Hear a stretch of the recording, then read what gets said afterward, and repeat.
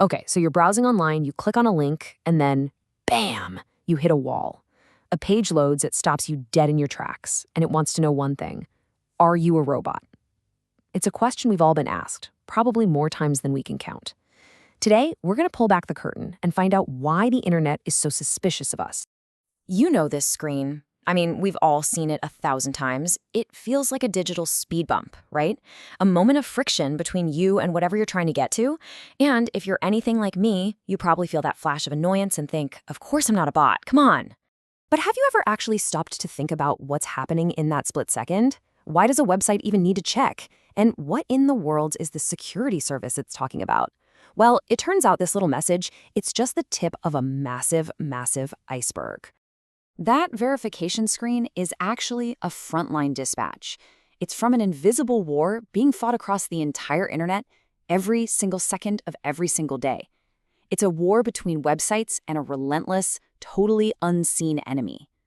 Now, when we say bots, let's be clear, we're not talking about physical walking around robots.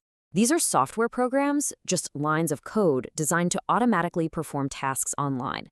And yeah, some bots are good, like the ones search engines use, but a whole lot of them are malicious, built with basically one purpose: to cause chaos. And this army of bad bots is incredibly diverse. You've got your scrapers, which are like digital vacuum cleaners sucking up data, stealing everything from airline prices to your personal info.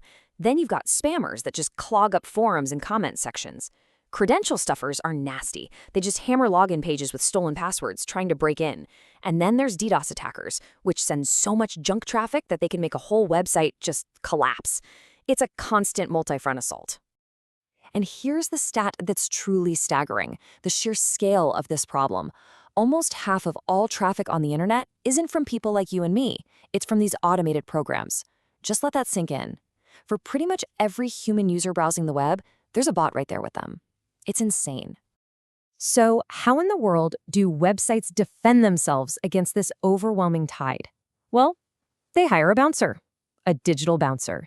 And this is that security service the message was talking about. Seriously, think of it like a bouncer at an exclusive club. Their only job is to stand at the door and check everyone's ID. They don't run the club, they just protect it. This service acts as an automated gatekeeper, intercepting every single visitor, you, me, and all those bots, before they can even get to the website itself. And this process is incredibly fast, but it's methodical. First, it intercepts all of the incoming traffic. Second, it instantly analyzes each visitor for any red flags. Third, it sorts the traffic into two piles, human or potential bot. And finally, it decides. Humans get waved right through while the bots are blocked at the door. Okay, so this brings us to the most fascinating part of this whole thing, that instantaneous analysis. The system is making a judgment call about you before you've even had a chance to do a single thing. I mean, that's the real magic trick, isn't it? Most of the time, you don't have to check a box or solve some weird puzzle. You just get to the website. So how does it figure you out so quickly and so silently? Well, the answer is in your behavior. All the tiny, subconscious things you do that bots just can't replicate perfectly. It watches how you move your mouse. Is it kind of erratic and jittery like a human, or is it perfectly straight and robotic? It looks at the rhythm of your typing, the unique info about your browser and device, the reputation of your internet connection, and even your general browsing history. You're giving off dozens of these tiny human signals without even realizing it. And this is exactly why you sometimes do see that check screen. It only pops up when all those automatic, passive checks are inconclusive. If your signals are a little muddy, maybe you're using a VPN or browsing in an unusual way, the system can't be 100% sure you're human. So it has to fall back on a final, direct question. So knowing all of this, it's maybe time to reevaluate that moment of annoyance. That screen isn't just some random obstacle thrown in your way. It's a deliberate choice. It's a trade-off that websites have to make to keep the internet usable for all of us. Because the real choice here isn't between seeing that screen or not. The real choice is between a tiny 5-second inconvenience and a web that's completely overrun with spam, stolen data, and crashing websites. When you frame it like that, the choice is pretty clear. So the next time you see that page, maybe don't think of it as a wall stopping you.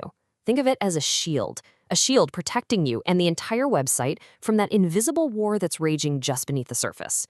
It's a pretty small price to pay for a safer, more functional internet. And all this leaves us with a really fascinating question for the future. As artificial intelligence gets smarter and smarter and smarter, those bots are going to get way better at faking those human signals. So how will the digital bouncers of tomorrow be able to tell the difference between a real person and an advanced AI? Now that is a challenge we are all going to have to watch unfold.